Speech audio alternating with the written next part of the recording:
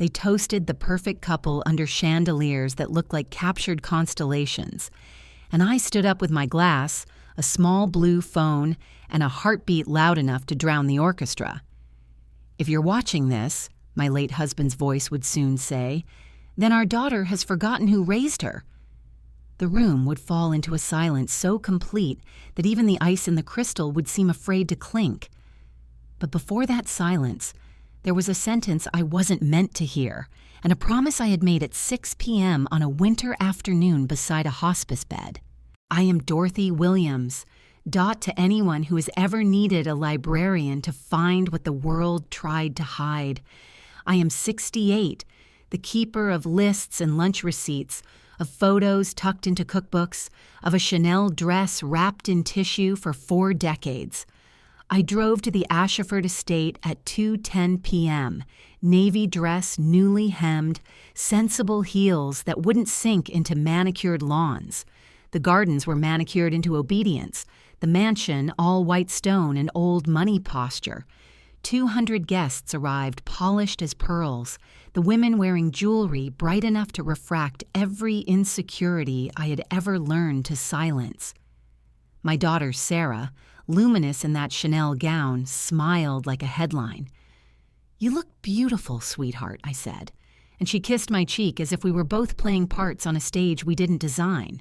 The ceremony unfolded with professional precision, vows at exactly 4 p.m., an orchestra that never missed a cue, petals thrown in arcs so symmetrical they seemed rehearsed. Patricia Ashford, the groom's mother, sat in the front row with pearls that could fund a public library for a year and still pay for the gala. She had the kind of politeness that feels like winter, crisp, impressive, and never warm. I had placed a small framed photo of my husband, Frank, on the empty chair beside me, and when they played "The Way You Look Tonight," the air around that chair felt like a held breath. I watched Sarah, my girl who once cried at school concerts and ate pancakes for dinner at 7 p.m., laugh easily, radiant, without glancing toward the man who taught her to waltz across the kitchen tiles. During cocktails, I drifted toward the terrace doors to cool the flush the violinists had put in my face. That's where it happened, the sentence shaped like a blade. "Don't worry about her," Sarah told Patricia, voice low under the strings. "She's just a pathetic failure. Nothing like you."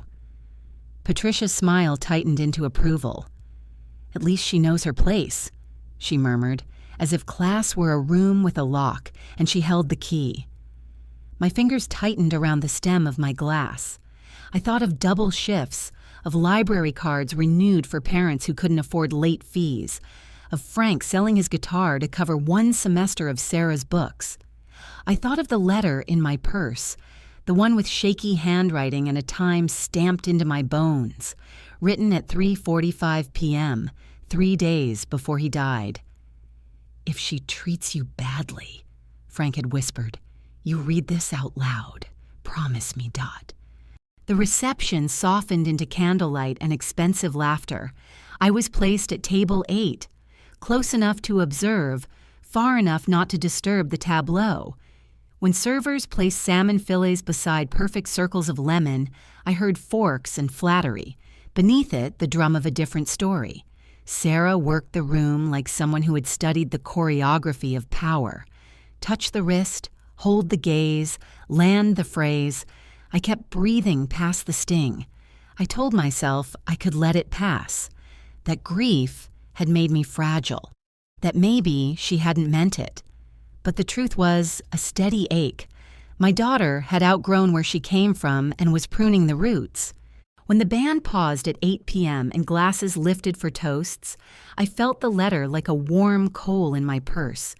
I slipped away to the library, a cathedral of unread spines, and unfolded Frank's last plain-spoken miracle. "My dearest Dot," it began, and each line was a match struck in the dark. I heard the MC call for the mother of the bride. I closed my eyes, pressed the phone screen awake, and walked toward the light. The chandeliers blinked against crystal as if they were listening too, At 8:10 p.m., the MC's voice rang out. A few words from the mother of the bride, and 100 chairs turned like sunflowers toward wherever love sounded loudest. I rose with my glass and the phone Frank taught me to program back when passwords were still birthdays. My voice felt smaller than the room, but steadier than the marble underfoot. I said, "Before I say anything, someone else asked to speak first," and I tapped play.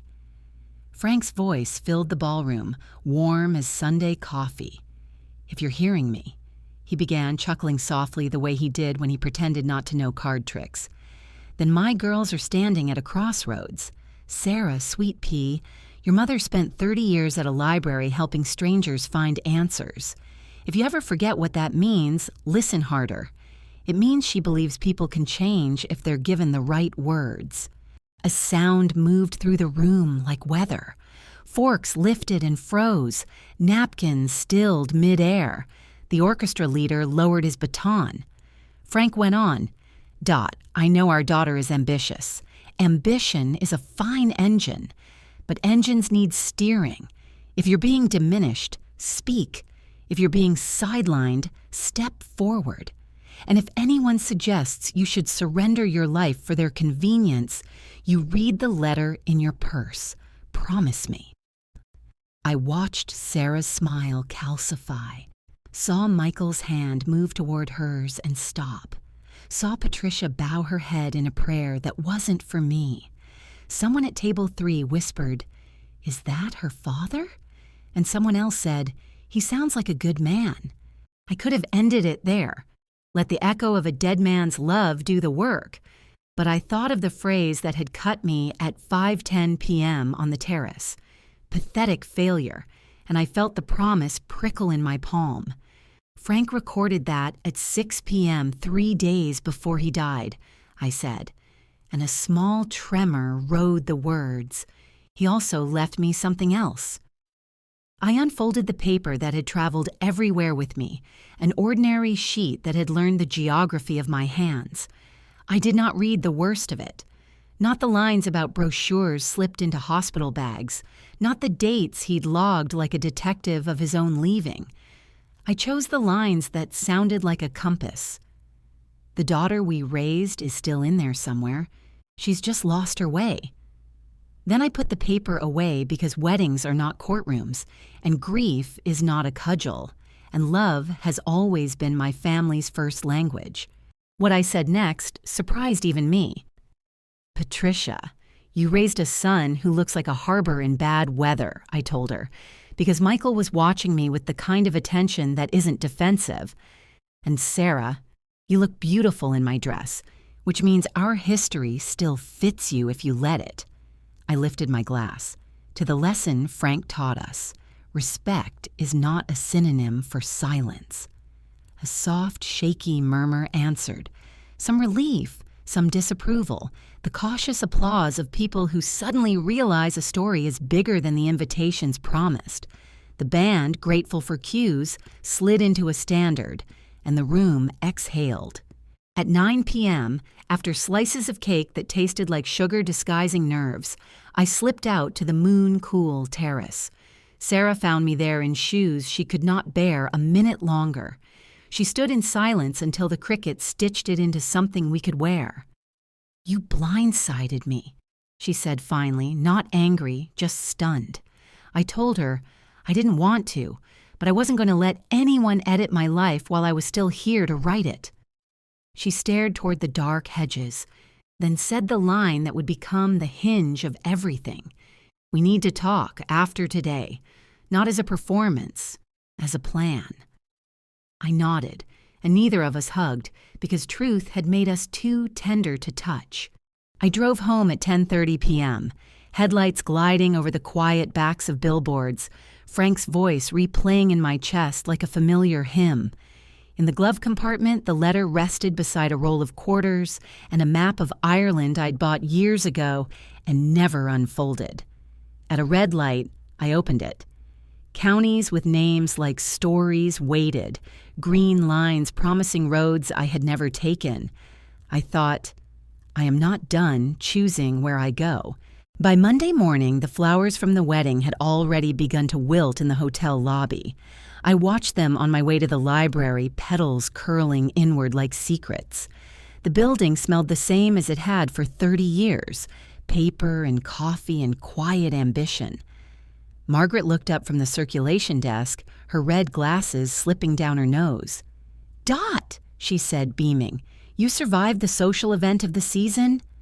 I smiled, though I still felt the echo of Frank's voice vibrating somewhere in my ribs. "Barely," I said, "but I need your help with something." That was the gift of working at a library for decades. When your world started spinning, you went to the shelves. We settled into our old research rhythm at 10 a.m., Margaret clicking through public records while I scanned printouts with a pencil in hand. "Meadowbrook Manor," I said, reading the name Sarah had mentioned when she thought I couldn't hear. Margaret frowned as the screen filled with glossy promises. Lifetime care, luxury living, peace of mind. "Looks nice enough," she said, then clicked another tab. "Until you read the fine print. Lawsuits, complaints, investigations for pressuring recent widows to sign over estates." I traced a line of text with my finger. "Asset protection program in exchange for lifetime residency." My stomach tightened. "Asset protection," I repeated. "That's a polite way of saying hand over everything you've built." Margaret handed me the stack of printed reports. If they were my daughter's idea, I'd call a lawyer before lunch. At 1 p.m., I drove home with the files seat-belted beside me like fragile passengers. The city blurred into a wash of autumn gold and stoplights. Frank's letter had warned me she'd been asking questions about my finances, but seeing it laid out in black and white, the marketing traps, the timelines, felt different. It wasn't just manipulation, it was a strategy. My own daughter had mistaken control for care, but I wasn't ready to believe she was beyond saving. People lose themselves in mirrors held by richer hands. That evening, Sarah called. Her tone was light, too bright to be real. "Mom, lunch tomorrow. There's a new place in West Hartford, really charming." I said yes. It's easier to read a person when you're close enough to see the corners of their eyes. The next day, at 12:30 p.m., I walked into a bistro where even the salads cost more than my weekly groceries. Sarah waved me over, already mid-story about her honeymoon in the Hamptons. Her happiness looked rehearsed. "Mom, you look tired," she said, touching my hand.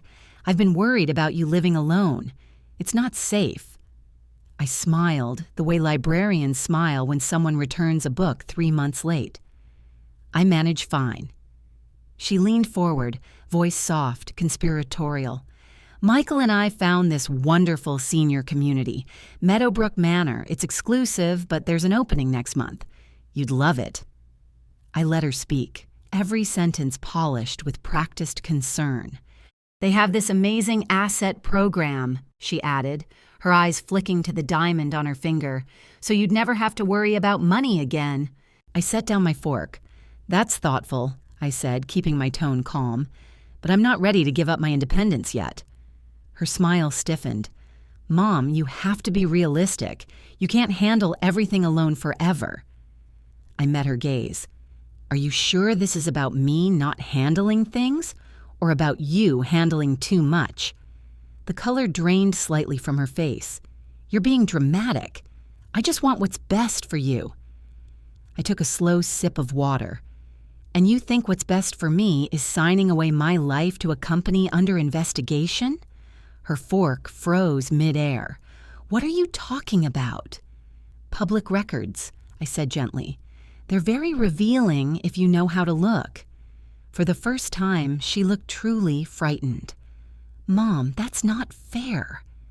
"No," I said softly. "It's not. But neither is trying to move me into a facility before I've even gone gray." We sat in silence, the clink of silverware from other tables sounding like distant rain. Finally, she whispered, "You make it sound like I don't care about you." I reached across and touched her hand.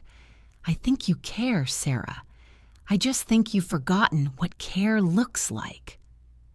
When we parted, she hugged me too tightly, as if to prove something neither of us believed yet.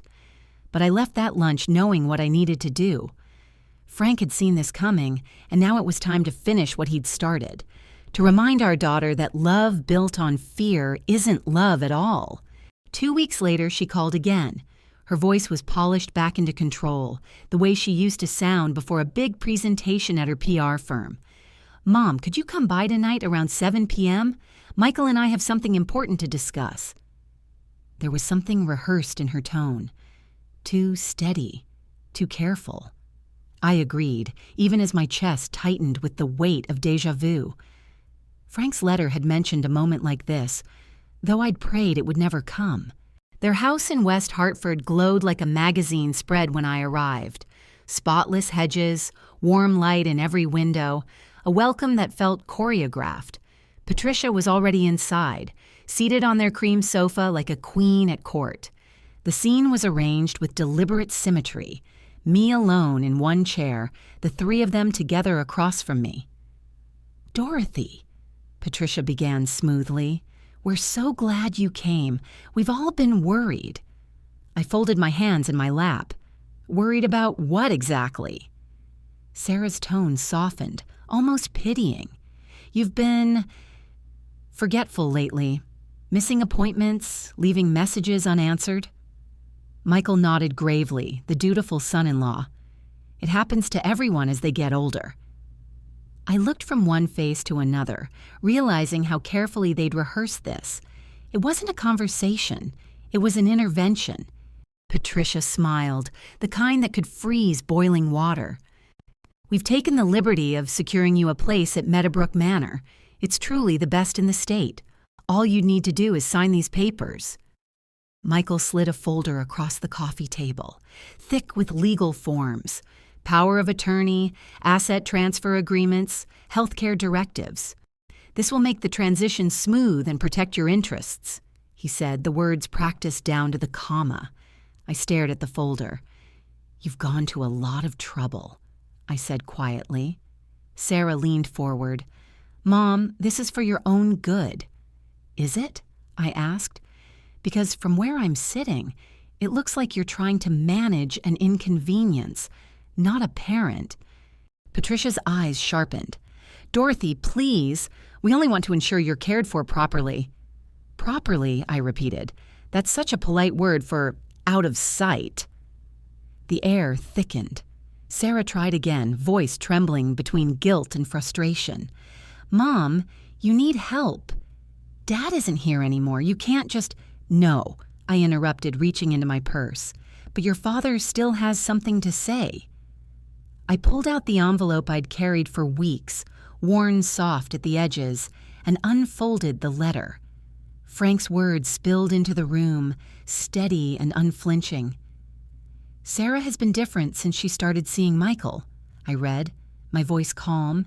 "She's been asking questions about our finances, about wills, about what would happen to you after I'm gone. When I asked why, she said she was worried. But I don't think worry is the right word." Sarah's face drained of color. Michael leaned forward, confusion flashing into something darker. Patricia didn't move. I kept reading. "She brought me papers from something called Meadowbrook Manor. I asked why she thought you'd need assisted living at 68. She said it was planning ahead, but I've been watching her, Dot. I don't think planning is the right word." When I finished, I folded the paper carefully and let the silence do its work. It filled every corner of that perfect room. Michael was the first to speak, voice tight. "Sarah, is this true?" She swallowed. "Dad was sick. He was confused." I shook my head. Frank wasn't confused about love or betrayal. He knew exactly what he saw. Patricia crossed her legs. "Dorothy, dredging up old letters won't help anyone. The important thing is your well-being." I smiled faintly. "My well-being is just fine, thank you, though I'm not sure about yours." I reached into my bag again and placed a folder on the table. My own research, courtesy of the public library. "Meadowbrook Manor," I said. investigated twice for predatory marketing toward widows, pressured residents into signing over estates. Does that sound familiar? Michael picked up the pages, reading fast. Good God, he muttered. Patricia's composure cracked for the first time. Those are isolated incidents. No, I said evenly. They're a pattern. The same pattern you were ready to feed me to. Sarah covered her face, whispering, Mom, please stop. No, I said softly. Not this time. For the first time since Frank's funeral, I felt taller than my grief. I'm 68 years old. I don't need saving. I need respect. Michael looked up from the documents, his voice low. Sarah, you knew about this? I thought it was safe, she said. Patricia told me it was reputable. Reputable, I repeated. Such a pretty word for a trap. Patricia tried to recover. This conversation has gone far enough. I agree, I said, rising from my chair, because I've said what I needed to. The next move is yours. I walked to the door, feeling Sarah's stare burn between my shoulder blades. Mom, please wait, she said. We can fix this. I turned. Then start by asking what I want, not what's convenient for you. She looked like a child again, scared, ashamed, but reachable. What do you want, Mom? She asked quietly. I want to live my life, I said, and when I need help, I'll ask. Until then, I expect my daughter to see me as a person, not a liability. I left them there, surrounded by papers and silence, and drove home under a sky that looked newly washed clean. 3 weeks passed before I heard from her again. The silence between us was thick but strangely calm, like a field after the storm where everything broken still glimmers with rain. When she finally called, her voice was smaller, stripped of performance. Mom, she said, can we talk? Just us. No Michael, no Patricia. Please. We met the next afternoon at a small cafe near the library. Neutral ground where the smell of espresso softened sharp words. Sarah looked different. Her makeup lighter, her hair pulled back in a simple ponytail. She looked less like a politician and more like the girl who once spent Saturdays in the children's section of my library, curled up with a book too big for her hands. I've been seeing a therapist, she said, eyes fixed on her coffee. She asked me when I started being afraid of you getting older. She gave a shaky laugh. Apparently, it was when Dad got sick. Watching him fade, it broke something in me. I told myself I could never go through that again. So I convinced myself the answer was to control everything before it could hurt.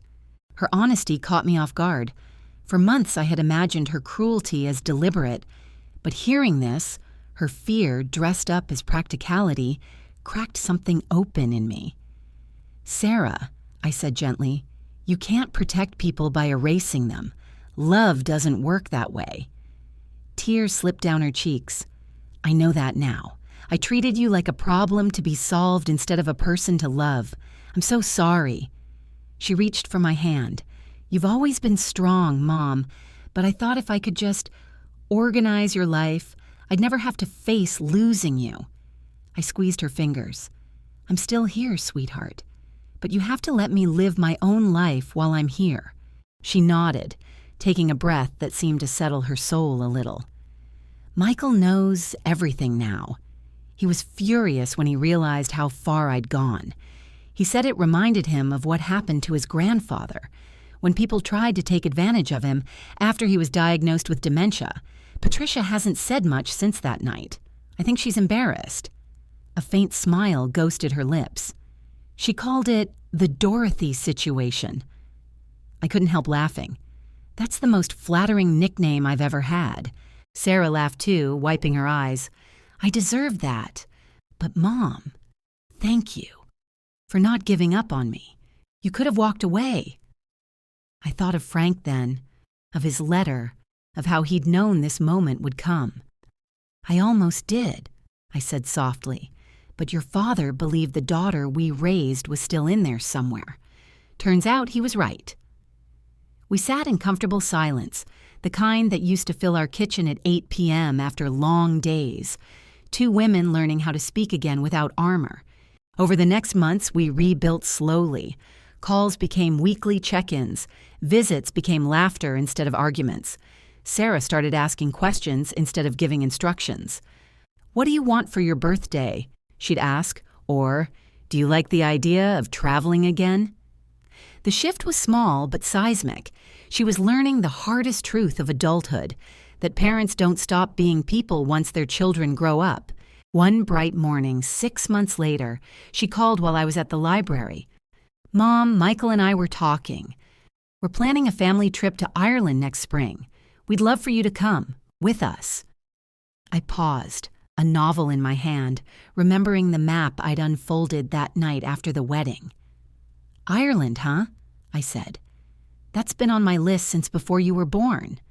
She hesitated. "I know. And it's not a family obligation trip. You'll have space to do your own thing. We just want you there." When I hung up, I thought about how far we'd come. A year ago, she'd tried to sign my independence away. Now, she was inviting me to share a future she finally saw me belonging in. Growth is rarely tidy. It's cracked voices, awkward apologies, slow forgiveness.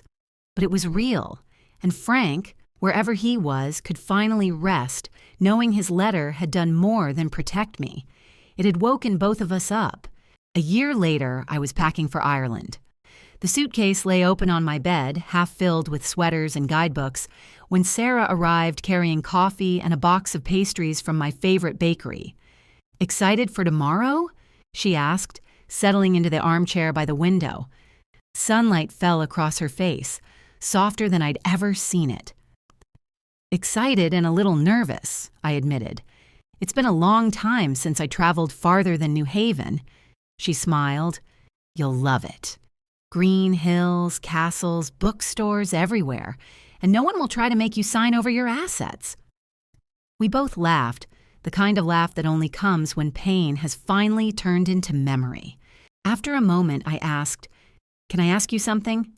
Back then, when you were so determined to get me into Meadowbrook, were you really worried about my safety, or just the inconvenience of having an aging parent?"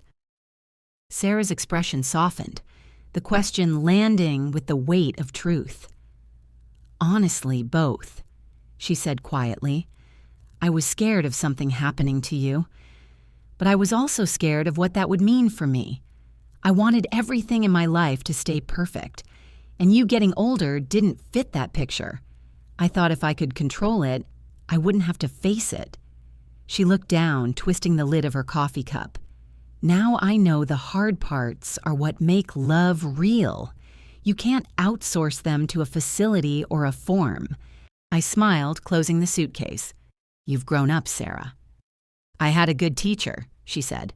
"Two of them, actually. Dad's letter and you." I felt tears threaten, but they were gentle ones, the kind that don't sting. "You know what your father would say?" I asked. "He'd say the best gift he ever gave us wasn't money or advice.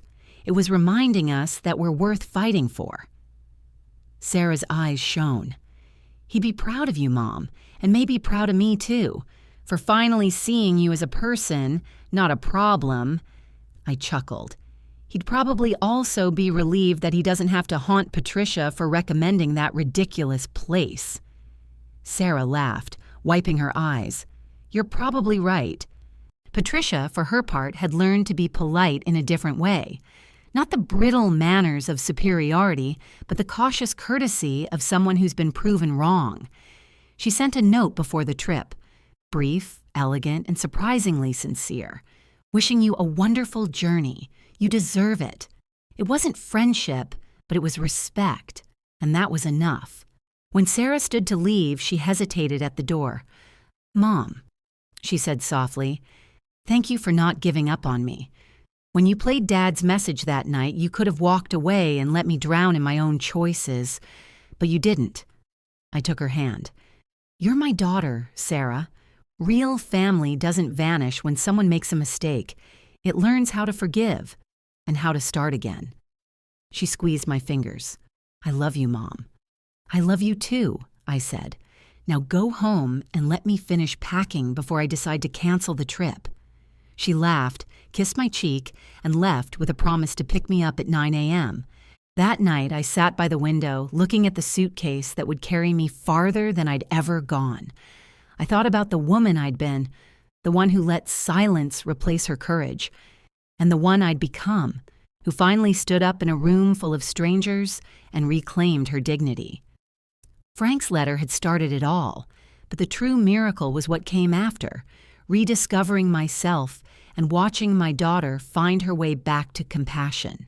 Tomorrow I would board a plane not as a burden or a cautionary tale, but as Dorothy Williams, a 69-year-old woman beginning the chapter she'd waited her whole life to write. And maybe, somewhere above the Atlantic, I'd feel Frank beside me, proud that we'd both kept our promises. Because the quiet victories, the moments when you refuse to disappear, are the ones that last the longest. If this story touched you, please remember to like, share, and subscribe.